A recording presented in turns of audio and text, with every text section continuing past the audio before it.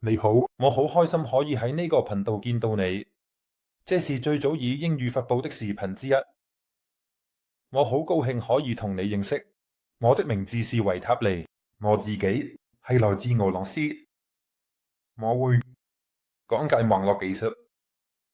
最近我決定要開一個英文頻道。我希望你可以從我呢度學到更多有關技術嘅知識。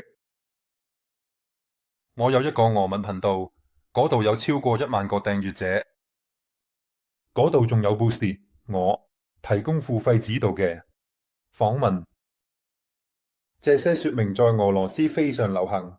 我擁有一大批使用他們的粉絲，佢哋買咗訪問，仲有成百上千條評論。因為嗰度有唔同嘅方法，已經有17種唔同嘅方法。而家呢個頻道會提供免費嘅英文訪問，可能將來會轉為付費，就好似喺俄羅斯咁。而家我想同你講一個超級方法，呢個方法可以幫到你喺某啲情況下，例如果你住喺某個國家，而你有啲嘢唔可以用，或者有啲封鎖，咁就會出現問題，冇辦法訪問某樣嘢。例如我喺阿拉伯聯合酋長國嘅時候，就遇到過呢個問題，嗰度根本無法用 Telegram 同打電話。我解決呢個問題係透過 VPN。我想讓你知道，唔止有啲賣嘅 VPN， 你可以自己創建一個，而且佢會更加高質、更加私隱、更加安全。冇人會賣你嘅資料，冇人知道你去邊度或者做咩，所以我建議你此方法。更加重要嘅係，佢非常快速、安全，而且唔貴，而且通常甚至比那些質量差嘅付費方案仲便宜。咁你需要做啲咩呢？你只需要睇呢條片就可以啦。你可以根據影片做，或者可以去描述嗰度，嗰度有所有嘅連結。你一定可以做到，冇問題。我相信你會滿意，因為我哋呢班人，無論係喺俄羅斯、中國或者其他國家生活嘅人，我哋對於呢個話題知道嘅嘢，唔止係世界上咁簡單。所以我想同你分享一下。所以我想那些感謝俄羅斯的人，為習魔不能呢，全世界的人們也都心存感激。所以我很高興在這裏看到我們一起觀看吧。支持我，訂閱呢個頻道。頻道而家發展緊，我等緊新嘅訂閱者，記得留個評論，我會好有興趣聽你嘅意見。好啦，咁我哋開始睇啦。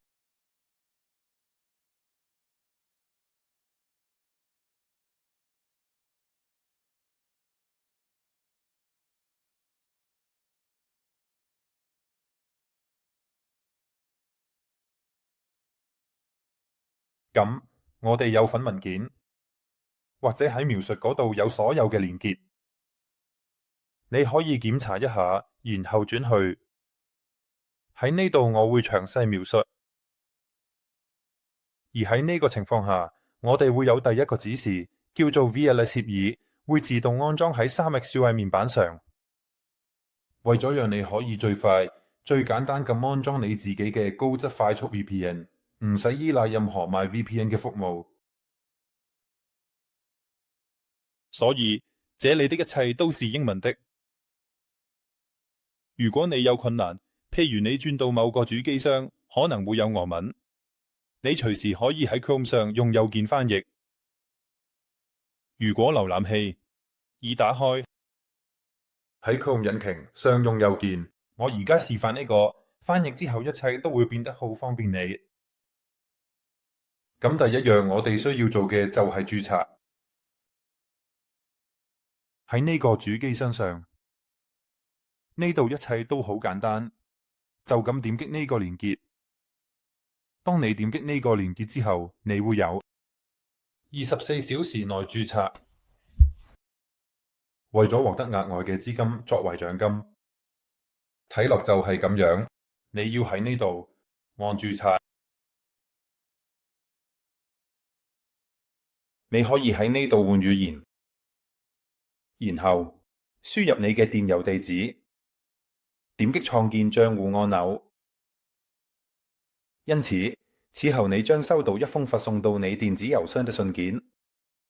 你去到嗰度，註冊就會成功，咁你就可以進入個人帳戶。個人帳戶就係咁樣。我們需要做什麼？我哋需要創建一個伺服器，備案一下。你可以喺呢度訂購虛擬伺服器，輸入名稱或者選擇隨機名稱，揀選國家。國家根據你嘅需求嚟揀。如果你需要喺美國嘅伺服器，可以揀呢個。如果你需要伺服器定係其他嘅，邊個國家？俄羅斯、芬蘭定係德國？你可以揀呢個，然後你就可以從嗰邊訪問伺服器。關於 share 計劃，就係你嘅伺服器資源會同其他人共享。專用，即係話資源只係為你而設，而且呢啲資源係有保證嘅，所以你揀你想要嘅嘢。總體嚟講，VPN 用 share 就夠啦，但有啲人就中意用專用資源。我會喺基地示範一下。共享，接住嚟喺呢度揀選你伺服器嘅運算能力。如果你知道你需要大嘅運算能力做咩，我就唔需要詳細解釋啦。但如果你係第一次嚟呢度想安裝 VPN，我可以話你呢個會係一個好嘅首選，就係差唔多，只有在那個呢度有更多資源咁樣。如果你有幾部設備，例如唔多過10部，運行會更加流暢。我認為嗰度有電話、電腦、電視，總括來講，第一個已經夠你用。如果你已經有多過10部設備，我建議你用第二個，因為2個核心嘅處理器會更強勁，能夠更好咁處理資訊。喺呢度揀選預設嘅程式。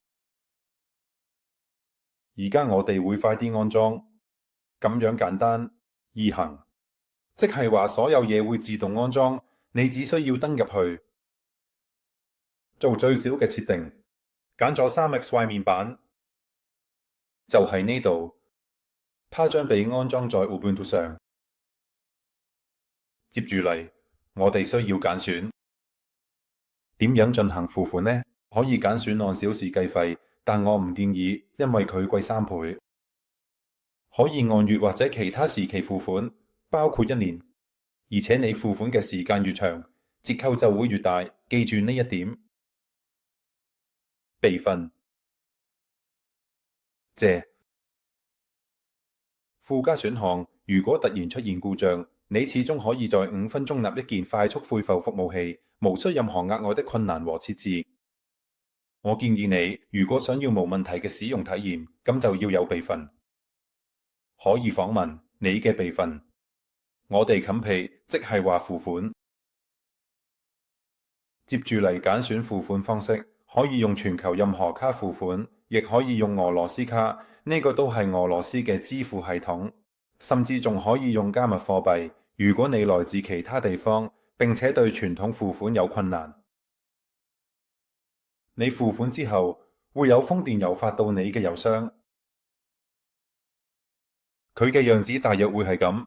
我喺指引入面詳細描述咗所有嘢，你睇下。封電郵大約會係咁樣，話服務已經啟用，伺服器已經準備好可以使用。呢個大約需要3至5分鐘，等你付款之後就會完成。收到電郵之後，我哋需要登入去攞一個放喺伺服器上嘅文件，它擁有一切。登入同密碼用嚟訪問同設定伺服器，佢已經自動設定好，我哋只需要攞返佢。咁點樣做呢？首先要透過個人帳戶登入。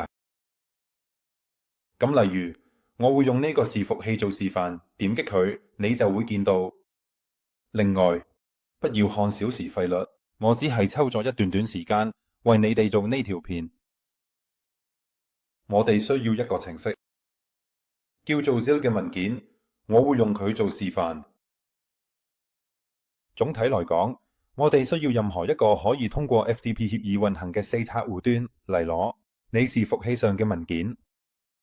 不過 FileZilla 呢個文件真係好方便，界面又好靚。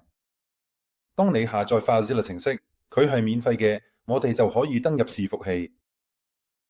為此，我們在頂部輸入 IP 地址，IP 地址可以喺個人帳戶揾到，或者你喺收到嘅郵件入面都有。喺呢度輸入用戶名，謝永遠是你的根，謝行政登入同埋密碼，你也抄襲它貼上去，然後你就可以按快速連接，即係話快速連接。呢度我哋需要輸入22號端口，再按一次。呢度問我哋接受唔接受密約，係按接受，咁我哋就可以進入我哋嘅伺服器。留意睇右邊有個文件叫做 3xUI， 我哋需要用右鍵可以睇下佢嘅內容，而且打開咗就係呢個文件入面有英文同俄文嘅登入名、密碼同埋訪問資料。呢度我哋要留意呢3行。謝地址係我哋伺服器可以訪問嘅地方，我哋複製佢，然後將佢貼入你嘅瀏覽器地址欄。而家你哋已經進入咗裏面，即係話呢一切都係喺你嘅伺服器上運行。呢個已經係你個人嘅 VPN 控制面板。在這裏選擇英語，然後我哋仲要複製密碼同登入名、使用者名稱同埋密碼。我哋而家進行授權，我哋見到有個警告話我哋冇 TLS 證書。總體來講，可以安裝證書，可以透過域名安裝，或者可以安裝自簽名證書。不過呢個方法會喺之後嘅指示入面用俄文講解。呢個已經詳細描述咗，仲有喺指示入面英文版快啲就會出，唔使擔心，你哋會全部見到。我哋需要建立第一個連接，如果我哋打開，就會見到呢度都有所有嘢，睇下，見到有靈活嘅選擇，仲有圖片，咁你就唔會搞錯，所有嘢都做得好清晰。我哋只剩下少少嘢，淨係需要建立一個連接，而且呢個做法好簡單。我們需要去 Inboards， 然後建立一個新嘅連接，冚添加。你可以輸入，例如喺 LSS 或者喺 VPN， 你覺得咩方便就咩啦。協議就係插入 LSS， 呢個係最新同最快嘅協議。佢喺啲有大規模審查嘅國家都可以運作，所以你唔使擔心，佢非常安全。端口選擇443，呢個係特意做嚟掩飾同埋確保正常運作嘅。喺呢度其實你可以設置額外嘅設定，例如流量限制同埋密約嘅有效期，即係話你可以限制使用期限，譬如1個月、半年或者1年。如果你係俾你嘅朋友或者熟人用嘅話，呢個真係好方便。接住呢度我哋需要揀安全協議 Reality。而家我哋即刻見到客戶出現咗一個流量，唔記得將佢換成 XLS、Vision。你可以用其他名字代替電子郵件，比如我的電話號碼、我嘅電話。接住呢度你都可以揀啲設定，你可以選擇你想用邊個瀏覽器嚟掩飾，但總體上你可以保持用 Chrome。呢個設定真係好有趣，呢個設定會顯示你會掩飾邊個網站，通常是日本。我建議你暫時保持呢啲資料。網站點解？因為佢喺全世界都可以冇問題咁運作，99%嘅情況下都係咁。但如果你有其他嘅任務，如果你想指定其他嘅，你可以指定其他嘅。船有一種可能性是掃描你嘅網絡，但呢個會喺之後嘅指示中講點樣揀選最佳嘅 test。Target 網站。而家我哋唔會喺呢個上面浪費時間同埋精力。你按一下創建新證書，佢係偶然間創建嘅，並開啟嗅探參數。你按一下創建，全部完成。而家你有咗第一個屬於你自己嘅 VPN。哇！可以轉移配置，點樣做呢？有幾個選擇，可以透過 QR 碼嚟做。你只需要下載個應用程式，啲喺名單上嘅，例如有 Android 版、iPhone 版、電腦版同 MacBook 版，甚至可以安裝喺電視上。我可以咁講，會有啲指引同方法可以安裝喺路由器上。喺俄羅斯呢個方法好受歡迎，因為你返到屋企就方便，所有嘢都搞掂，已經喺路由器上安裝好，咁電話就唔會咁快冇電，亦都唔使諗住轉來轉去用唔同嘅 VPN。仲有第二個方法，例如唔係用 QR 碼，呢個係透過鑰匙。當你喺呢度按落去睇資訊，就會見到一個獨特嘅鑰匙，佢係秘密嘅。呢度有啲秘密資料，你就直接複製佢。例如，你可以發俾你嘅親戚、鄰居或者朋友，佢就可以直接將個鑰匙貼入佢嘅程式入面，就可以獲得訪問權限。我建議唔好只創建一個賬號，而係一次過創建幾個。你可以喺呢度按3個點，然後揀添加客戶端。